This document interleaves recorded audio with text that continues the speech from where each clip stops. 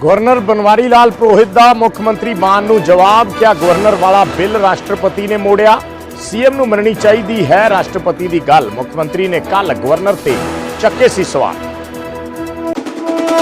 मुख्यमंत्री मान ने हरियाणा के डब वाली च भरी चुनावी हुंकार। बीजेपी ते सादे निशाने। क्या चोणां तो पहला बीजेपी ने बदलिया इंजन? हरियाणा नूं डबल नहीं नवें इंजन दी लोड़। किसानों नूं लैके सीएम मान दा हरियाणा सरकार ते वड्डा हमला। क्या किसानों नूं रोकण लई शंभू ते खनौरी बॉर्डर ते लाईयां तारां? जे किसान दिल्ली ना जाण तां की लाहौर भेज दईए? पंजाब दीआं सियासी धिरां ने केंद्री बजट नूं दस्सिया पक्षपाती। आम आदमी पार्टी, कांग्रेस ते अकाली दल ने इक्को सुर च केंद्र सरकार ते चक्के सवाल। क्या दूर दा विकास, बाकियां दा सत्यानाश। चन्नी के बयान तो हुण पंजाब कांग्रेस ने भी वटिया पासा। रंधावा बोले चन्नी के अपने परसनल व्यूज। चन्नी ने संसद च अमृतपाल की की सी हिमायत। बर्खास्त डीएसपी जगदीश पोला वालों ड्रग केस की सीबीआई जांच की मांग। बोले सरकारां ने झूठे इल्जामां च फसाया। जे दोषी साबित होया तो भावें दे दिओ फांसी। पिता के संस्कार से शामिल होने लई 5 घंटे की मिली सी इजाजत।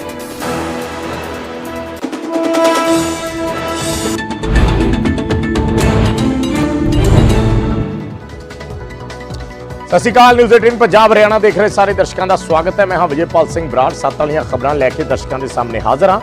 शुरुआत करते हाँ गवर्नर ते मुख्यमंत्री मान दे विचाले चल रही बयानबाजी तो। गवर्नर ने अज मुख्यमंत्री भगवंत मान नूं जवाब दिता है कि मैं यूनिवर्सिटियां दा चांसलर हाँ, पर यह सीएम साहब नूं पसंद नहीं आया। उन्होंने कहा कि सीएम गवर्नर की जगह खुद चांसलर बनना ने मैंने वो बिल रद्द कर दिता। उन्होंने कहा कि राष्ट्रपति का ओहदा वड्डा है तो उन्होंने गल मननी चाहिए है। वैसे मुख्यमंत्री साहब अंगे कल मंत्री ने कह के ये गल कही सी कि गवर्नर साहब बजुर्ग ने, वड्डे ने, उन्होंने रिस्पैक्ट करते हैं। ते अज गवर्नर पंजाब ने कहा कि मुख्यमंत्री साहब बहुत चंगे ने, पर उन्होंने कहा कि सीएम नहीं चाहते कि मैं गवर्नर रहा।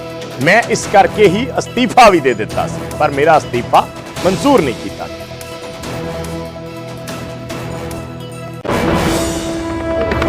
मेरे मन में राजनीति बिल्कुल नहीं है।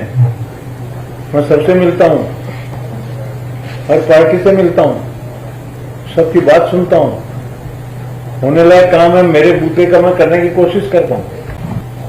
तो बिना मतलब हारे हुए को बना दिए, ये बताया आप टूर मत करो। टूर का मेरा पर्पज दूसरा है ना। मेरे कौन से वोट लड़ना है, मैं कौन सा कैंपेनिंग कर रहा हूं, या मेरे लिए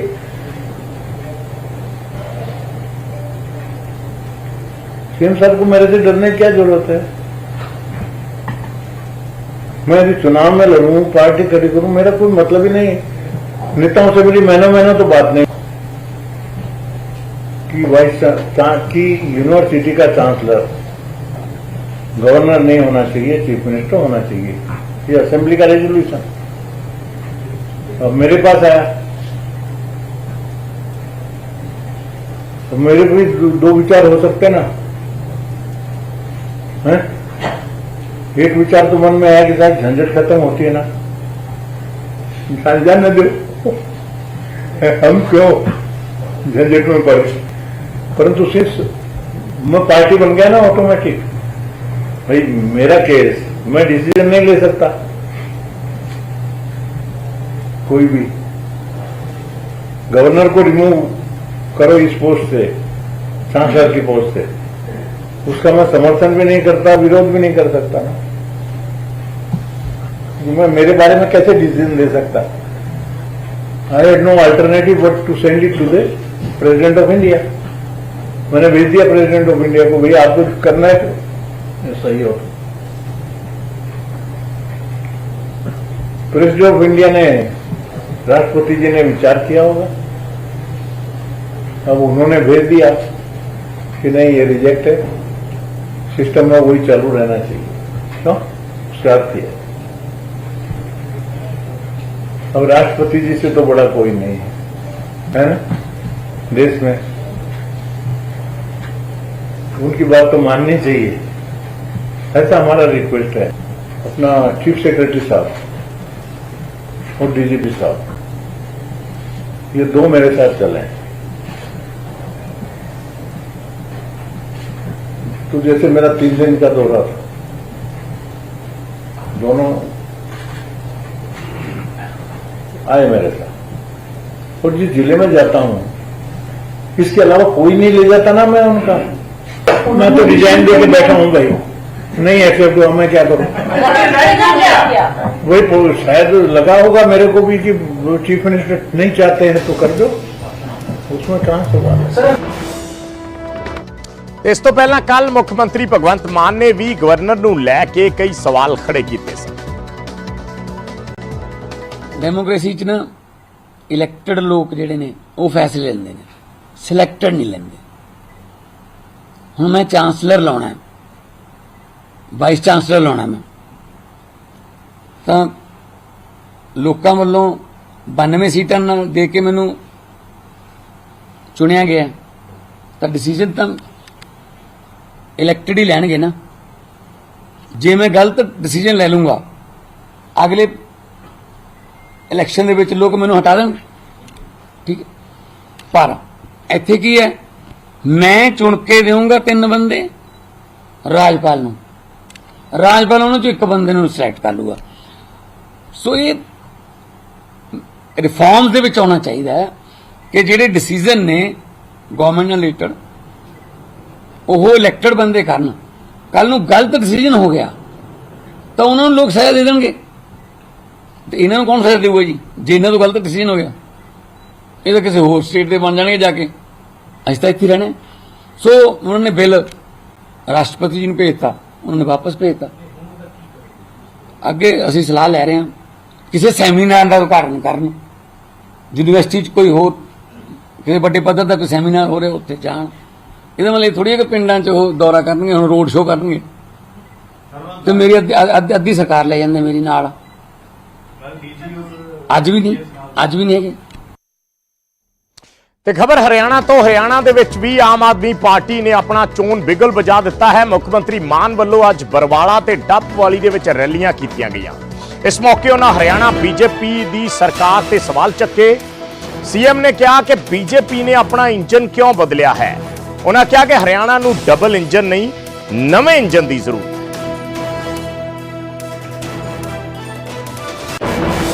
ਇਹਨਾਂ ਦਾ ਯਕੀਨ ਨਾ ਕਰੋ ਬਾਕੀਆਂ ਤੇ। ਆ ਭਾਜਪਾ ਦੇਖ ਲਓ,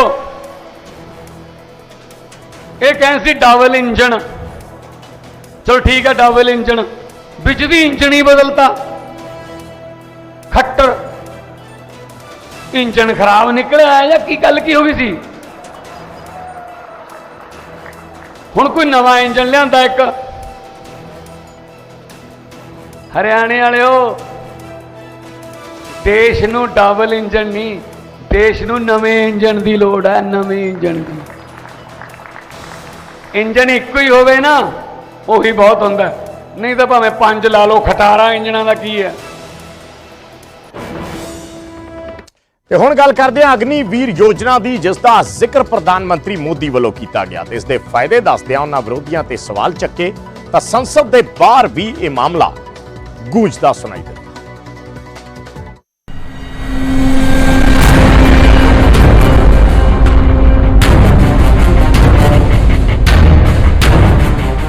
कारगिल फतेह दिवस मौके देश च अग्निवीर दा मुद्दा गुंजिया। थां सी लद्दाख दा दराज खेतर, जिथे पहुंचे प्रधान मंत्री नरेंद्र मोदी ने कारगिल दे शहीदां नूं श्रद्धांजलि दित्ती ते जिक्र अग्निवीर योजना दा कीता। उन्हां इस योजना दे नाल देश दी ताकत वधण दी गल आखदिआं योजना दा टिच्चा फौज नूं नौजवान बनाउणा दस्सिआ ते नाल ही विरोधी धिरां ते देश दे लोकां नूं गुमराह करन दे इल्जाम लगाए ते वन रैंक वन पेंशन लागू करन दी गल आखी। अग्निपथ का लक्ष्य सेनाओं को युवा बनाना है।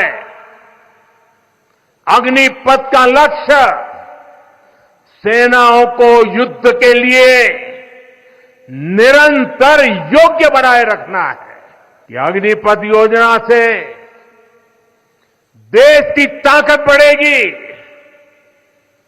और देश का सामर्थ्यवान युवा भी मातृभूमि की सेवा के लिए आगे आएगा। जो लोग देश के युवाओं को गुमराह कर रहे हैं, उनका इतिहास साक्षी है कि उन्हें सैनिकों की कोई परवाह नहीं है। ये वही लोग हैं जिन्होंने एक मामूली रकम 500 करोड़ रुपए दिखा दिखाकर वन रैंक वन पेंशन पर झूठ बोला। ਪ੍ਰਧਾਨ ਮੰਤਰੀ ਨੇ ਅਗਨੀਵੀਰ ਯੋਜਨਾ ਦੇ ਲਾਭ ਦੱਸੇ ਤਾਂ ਸੰਸਦ ਦੇ ਬਾਹਰ ਕਾਂਗਰਸ ਦੇ ਸਾਂਸਦਾਂ ਗੁਰਜੀਤ ਔਜਲਾ ਅਤੇ ਸੁਖਵਿੰਦਰ ਸਿੰਘ ਰੰਧਾਵਾ ਨੇ ਇਸ ਯੋਜਨਾ ਦਾ ਵਿਰੋਧ ਕੀਤਾ ਤੇ ਕਿਹਾ ਕਿ ਫੌਜ ਵਿੱਚ ਭਰਤੀ 4 ਸਾਲ ਦੀ ਥਾਂ ਤੇ ਪਹਿਲਾਂ ਵਾਂਗ ਹੀ ਹੋਣੀ ਚਾਹੀਦੀ ਹੈ ਤੇ ਇਸ ਦੌਰਾਨ ਜੇ ਕੋਈ ਜਵਾਨ ਜਾਨ ਗਵਾਉਂਦਾ ਹੈ ਤਾਂ ਉਸ ਨੂੰ ਸ਼ਹੀਦ ਦਾ ਦਰਜਾ ਮਿਲਣਾ ਚਾਹੀਦਾ ਹੈ। एक लंबा समय उनका एक माहौल बनता है, उसके बाद वो दुश्मन के साथ सीधा टकराता है और वो इतने अच्छे फौजी होते हैं कि उनके ऊपर हमेशा देश को गर्व रहता है, चाहे साहब फौजी भी हों। लेकिन जब 4 साल बाद ये वापस जाएंगे अपने देश में तो वहाँ अनऑर्गेनाइज क्राइम अपने पास पहले ही बहुत ज़्यादा है। उसके बाद अच्छा जो लोग उसमें फौज में जा रहे हैं, पहली बात तो वो बेचारे गरीब लोग होते हैं जिनके बहुत मेहनत के मशक्कत के बाद जाते हैं, उनकी आस उम्मीद खत्म हो जाती है, ना पेंशन मिलनी है ना कोई लंबा जॉब मिली, 4 साल उसके वहाँ चले गए, उसके बाद वो क्या करेगा लाइफ में। जो भी हिंदुस्तान का जवान है उसकी तारीफ मानती है, पर उस नौजवान को जो देश के लिए लड़ाई लड़ता है, जो रात को बॉर्डर पर हमारी राखी करता है, पर उसको अगर हम डेली वेज पर रखेंगे तो मेरा ख्याल वो गलत है। इनको उनके ऊपर स्टेटमेंट देनी चाहिए, बनती है कि उनको वो स्टेटस मिलेगा। अगर वहाँ शहीद होता है उसको दर्जा मिले, शहीद का दर्जा मिलेगा। ਜ਼ਿਕਰਯੋਗ ਹੈ ਕਿ ਪਿਛਲੇ ਕੁਝ ਸਮੇਂ ਤੋਂ ਵਿਰੋਧੀ ਧਿਰਾਂ ਅਗਨੀਵੀਰ ਯੋਜਨਾ ਨੂੰ ਲੈ ਕੇ ਸਵਾਲ ਚੁੱਕ ਰਹੀਆਂ ਨੇ, ਜਿਸ ਦੇ ਜਵਾਬ ਦਿੰਦਿਆਂ ਪ੍ਰਧਾਨ ਮੰਤਰੀ ਨੇ ਉਹਨਾਂ ਤੋਂ ਸਵਾਲ ਪੁੱਛੇ ਤੇ ਇਸ ਯੋਜਨਾ ਨੂੰ ਦੇਸ਼ ਦੇ ਹਿੱਤ ਵਿੱਚ ਦੱਸਿਆ। ਡੈਸਕ ਤੋਂ bureau report news 18 Punjab.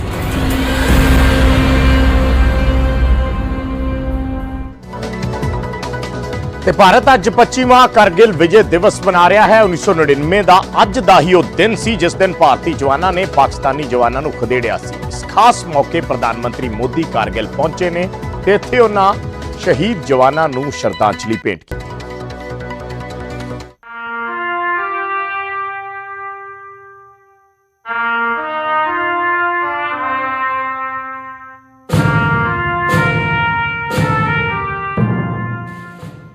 Kargil Vijay ਦਿਵਸ ਦੇ 25 ਸਾਲ ਪੂਰੇ ਹੋ ਗਏ ਨੇ।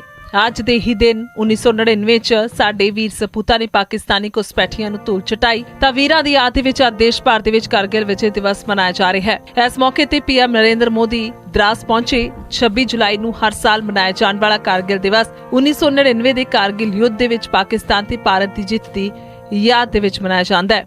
ਪੀਐਮ ਨਰਿੰਦਰ ਮੋਦੀ ਨੇ ਲੱਦਾਖ ਦੇ ਦਰਾਸ ਦੇ ਵਿੱਚ ਕਾਰਗਿਲ ਯੁੱਧ ਸਮਾਰਕ ਤੇ ਜਾ ਕੇ ਸ਼ਹੀਦਾਂ ਨੂੰ ਸ਼ਰਧਾਂਜਲੀ ਦਿੱਤੀ। ਪੀਐਮ ਨੇ ਇਸ ਮੌਕੇ ਕਿਹਾ ਕਿ ਪਾਕਿਸਤਾਨ ਨੇ ਜਦੋਂ ਵੀ ਕੋਈ ਦੁঃਸਾਹਸ ਕੀਤਾ ਤਾਂ ਉਸ ਨੂੰ ਹਾਰ ਦਾ ਸਾਹਮਣਾ ਕਰਨਾ ਪਿਆ।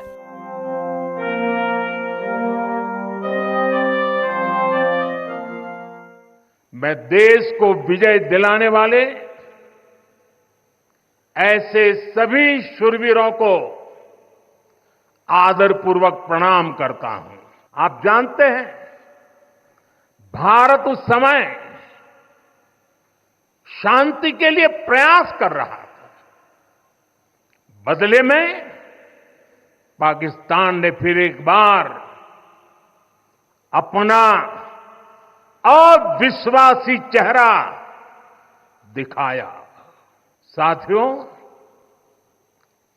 पाकिस्तान ने अतीत में जितने भी दुष्प्रयास किए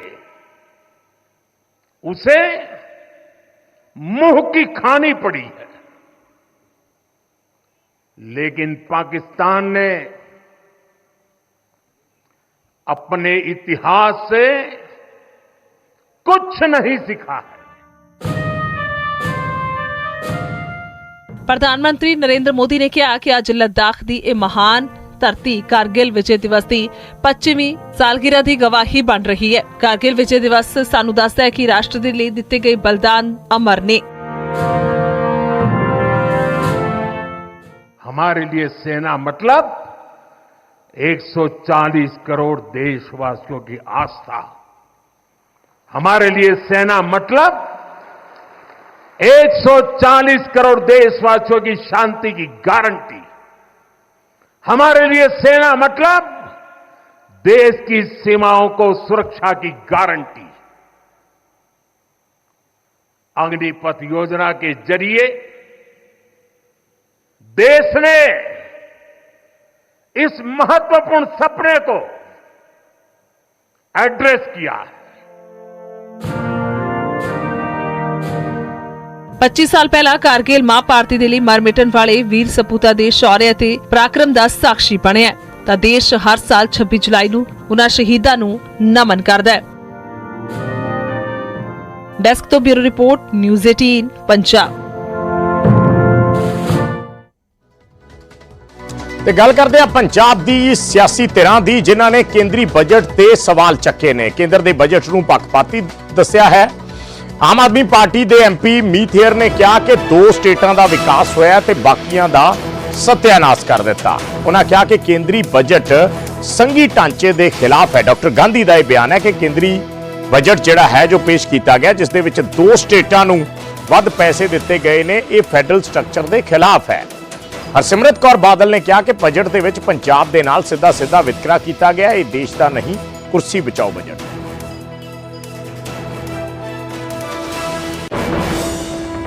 एक नया नारा इस सरकार का, सबका साथ सबका विकास, लेकिन मुझे लगता है कि वो नारा भी 2 का विकास बाकी सबका सत्यानाश इस बजट में सारा कुछ दर्शाया जा रहा है। सभापति जी, जिस दिन इलेक्शन का रिजल्ट आ रहा था तो स्वाभाविक है सारे लोग अपना देख रहे थे और पूरे देश का भी देख रहे थे कि क्या बन रहा है, किसकी सरकार बन रही है। और जब बीजेपी की सुई 230 और 40 के बीच अटकी हुई थी तो हम सोच रहे थे कि 5-10 और कम हो जाएं, लेकिन अब मैं कहता हूं भगवान का शुक्र है कि आपकी 240 आ गई। अगर 5-10 और कम हो जाती, पता नहीं बाबूजी नायडू जी के साथ कोई और बाबूजी आ जाते और इस वजह से और शिक्षा का, स्वास्थ्य का, मनरेगा का और किसानों का बजट और कम हो जाता। मैं समझता हूं कि पिछले 77 वर्ष से इतना मजबूरी बस बजट किसी सरकार ने नहीं पेश किया होगा जितना इस बार एनडीए सरकार ने बजट पेश किया है। सर, मैं तो मांग करूंगी कि इस बजट का नाम बदलना चाहिए, क्योंकि ये देश का बजट नहीं, ये सरकार बचाओ बजट है। जब देश का बजट होता तो फिर देश में 28 राज्य हैं, कितनी सारी यूनियन टेरिटरीज हैं, सब मिला के तो ये तो 37 के करीब हो, लेकिन पूरे बजट में केवल 9 राज्यों का नाम था और सबसे उसमें ज्यादा बजट तो वो 2 राज्यों को मिला जिसकी लाठी के, जिसके कंधे के सहारे में ये सरकार चल रही है। तो ये देश का बजट नहीं सर, ये सरकार बचाओ बजट था। 2024 का बजट एक मजबूरी का बजट हैगा, एक सियासी तौर से अस्थिर सरकार का एक कमजोर बजट हैगा। इस बजट विच जो संघी भावना साडे संविधान की हैगी है उसकी घोर लंघना की गई हैगी है। 28 राज ने 8 यूनियन टैरिटरीज है, उन्होंने हितां नूं सिर्फ 2 राज्यों के हितां करके सब नूं कुर्बान कर दिता गया है।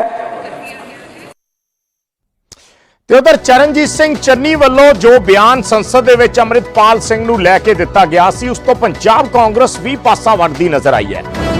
ਕਾਂਗਰਸ ਐਮਪੀ ਸੁਖਜਿੰਦਰ ਸਿੰਘ ਰੰਧਾਵਾ ਨੇ ਜਦੋਂ ਉਹਨਾਂ ਨੂੰ ਸਵਾਲ ਪੁੱਛਿਆ ਗਿਆ ਤਾਂ ਉਹਨਾਂ ਕਿਹਾ ਕਿ ਚੰਨੀ ਦੀ ਨਿੱਜੀ ਰਾਏ ਹੈ, ਚੰਨੀ ਦੇ ਆਪਣੇ ਪਰਸਨਲ ਵਿਊਜ਼ ਨੇ, ਮੈਂ ਇਸ ਤੇ ਕੁਝ ਨਹੀਂ ਕਹਿਣਾ। ਇਹ ਗੱਲ ਕਹਿ ਕੇ ਰੰਧਾਵਾ ਉੱਥੋਂ ਚਲੇ ਗਏ। ਚੰਨੀ ਵੱਲੋਂ ਦਰਅਸਲ ਸੰਸਦ ਦੇ ਵਿੱਚ ਅੰਮ੍ਰਿਤਪਾਲ ਸਿੰਘ ਦੀ ਹਮਾਇਤ ਕੀਤੀ ਗਈ ਸੀ। ਅੰਮ੍ਰਿਤਪਾਲ ਸਿੰਘ ਤੇ ਐਨਐਸਏ ਲਾਉਣ ਤੇ ਸਵਾਲ ਚੱਕੇ ਗਏ ਸੀ, ਪਰ ਉਸ ਤੋਂ ਬਾਅਦ ਹੀ ਕਾਂਗਰਸ ਦੇ ਜਨਰਲ ਸਕੱਤਰ ਜੈਰਾਮ ਰਮੇਸ਼ ਨੇ ਵੀ ਚੰਨੀ ਦੇ ਬਿਆਨ ਤੋਂ ਕਿਨਾਰਾ ਕਰਦਿਆਂ ਕਿਹਾ ਸੀ ਕਿ ਚੰਨੀ ਦਾ ਆਪਣਾ ਨਿੱਜੀ ਬਿਆਨ ਹੈ ਤੇ ਕਿਸੇ ਵੀ ਤਰ੍ਹਾਂ ਕਾਂਗਰਸ ਦੇ ਸਟੈਂਡ ਨੂੰ ਉਹ ਨਹੀਂ ਦਰਸਾਉਂਦੇ।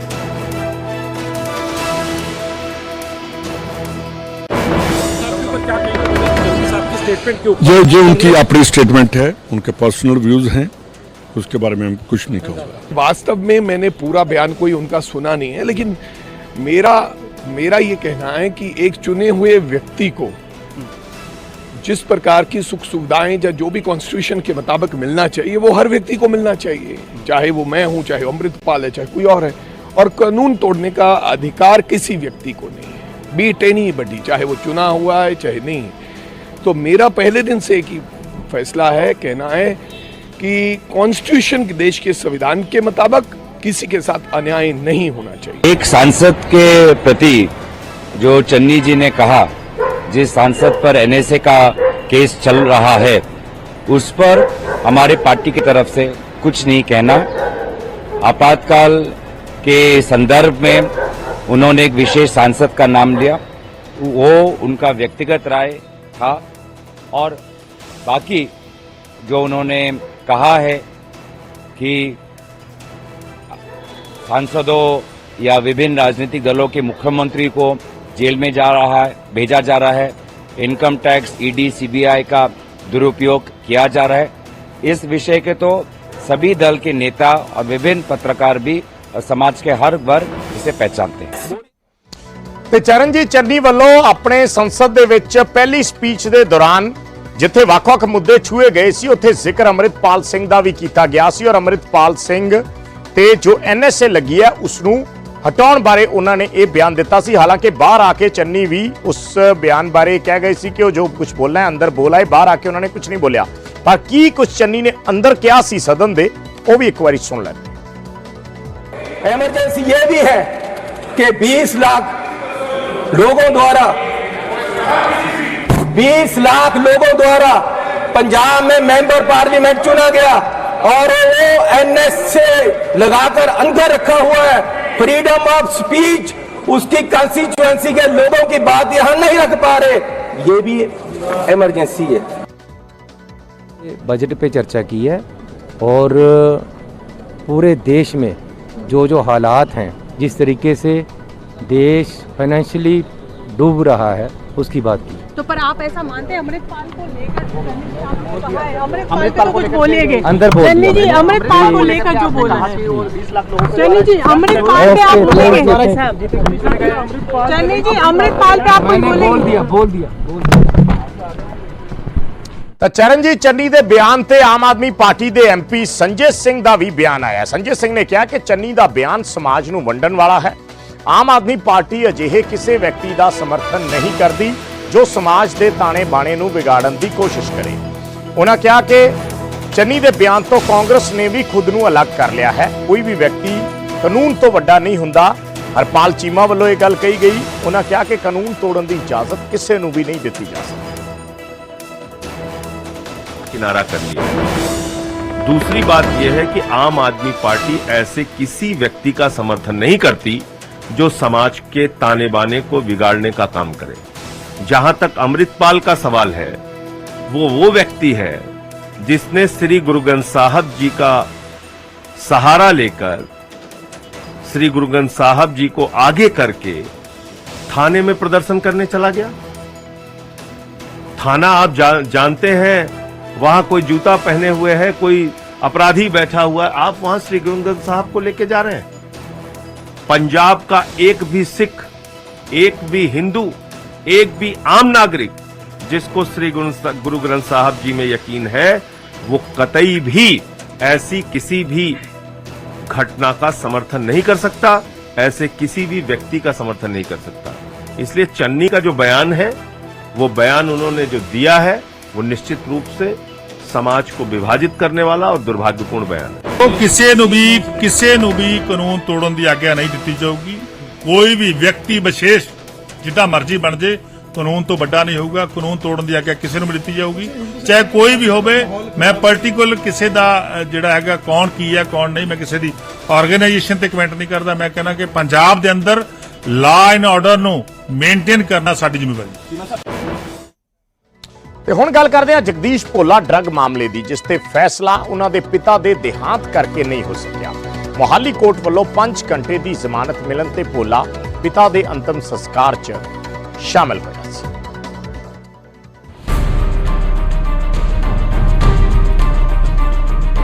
(2013) ਦੇ ਬਹੁ ਕਰੋੜੀ ਡਰੱਗ ਕੇਸ ਦੇ ਵਿੱਚ ਆਉਣ ਵਾਲਾ ਫੈਸਲਾ ਇੱਕ ਵਾਰ ਫਿਰ ਤੋਂ ਟਲ ਗਿਆ। ਮੋਹਾਲੀ ਦੀ ਵਿਸ਼ੇਸ਼ ਸੀਬੀਆਈ ਕੋਰਟ ਨੇ ਅਹਿਮ ਫੈਸਲਾ ਸੁਣਾਉਣਾ ਸੀ, ਪਰ ਉਸ ਤੋਂ ਪਹਿਲਾਂ ਹੀ ਇਸ ਕੇਸ ਦੇ ਮੁੱਖ ਮੁਲਜ਼ਮ ਤੇ ਪੰਜਾਬ ਪੁਲਿਸ ਦੇ ਬਰਖਾਸਤ ਡੀਐਸਪੀ ਜਗਦੀਸ਼ ਭੋਲਾ ਦੇ ਪਿਤਾ ਦਾ ਦੇਹਾਂਤ ਹੋ ਗਿਆ। ਜਾਣਕਾਰੀ ਦੇ ਮੁਤਾਬਕ ਭੋਲਾ ਦੇ ਵਕੀਲ ਨੇ ਕੋਰਟ ਨੂੰ ਦੱਸਿਆ ਕਿ 24 ਜੁਲਾਈ ਨੂੰ ਭੋਲਾ ਦੇ ਪਿਤਾ ਬਲਸ਼ਿੰਦਰ ਸਿੰਘ ਦਾ ਦੇਹਾਂਤ ਹੋਇਆ ਸੀ ਅਤੇ ਹੁਣ ਜਗਦੀਸ਼ ਭੋਲਾ ਨੇ ਉਹਨਾਂ ਦੇ ਸੰਸਕਾਰ ਵਿੱਚ ਸ਼ਾਮਲ ਹੋਣਾ ਹੈ। ਇਸ ਤੇ ਈਡੀ ਵੱਲੋਂ ਜਵਾਬ ਆਇਆ ਕਿ ਕੋਰਟ ਨੇ ਭੋਲਾ ਨੂੰ ਪਿਤਾ ਦੇ ਸੰਸਕਾਰ ਤੇ ਜਾਣ ਲਈ ਸਵੇਰੇ 11 ਵਜੇ ਤੋਂ ਦੁਪਹਿਰ 2 ਵਜੇ ਤੱਕ ਜ਼ਮਾਨਤ ਦਿੱਤੀ।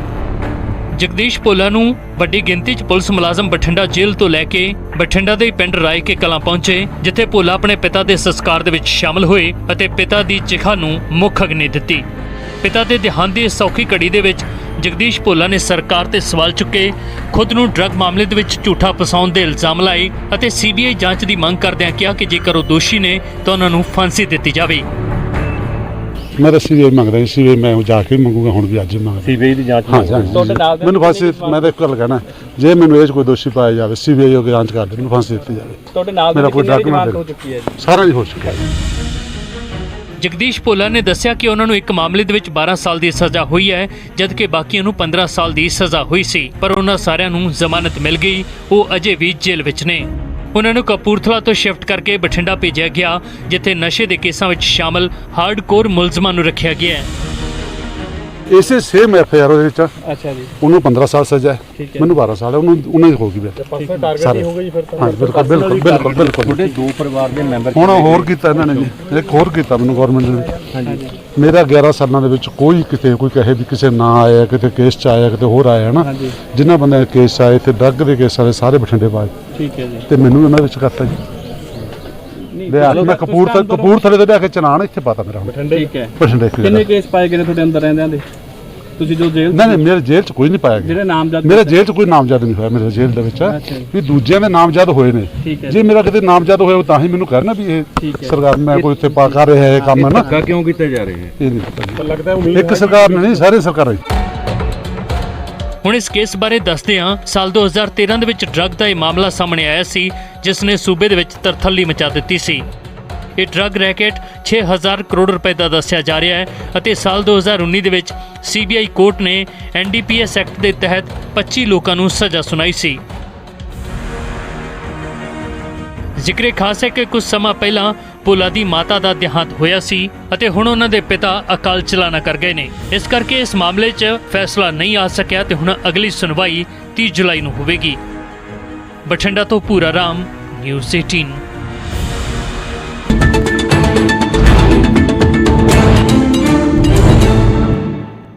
इस न्यूज हेडलाइंस के प्रायोजक ट्राइसिटी विच कार लैंड दा सुपना करो पूरा एरोट्रो होम्स दे नाल।